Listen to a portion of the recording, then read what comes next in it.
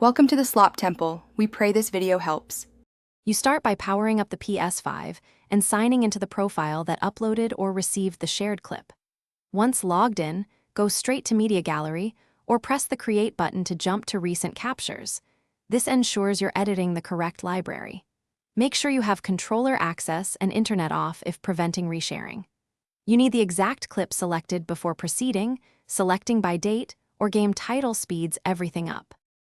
You now open the clip's options by highlighting it and pressing Options on the controller. This reveals delete and sharing controls. Choose Delete to remove the file from your console, or choose Remove from Shared List to stop it appearing in shared streams. If the clip was uploaded to PlayStation Network, make sure to select Delete from Console and Cloud so it doesn't persist online. Confirm the prompt. This permanently removes the shared link and prevents accidental resharing. Once deleted, verify removal by checking Media Gallery and your activity feed. You should not see the clip or shared post. If it still appears, sign out and restart the Ps5, then confirm cloud sync settings are updated. Sometimes a restart forces cloud reconciliation. If a cloud copy persists after those steps, contact PlayStation support for account-level removal.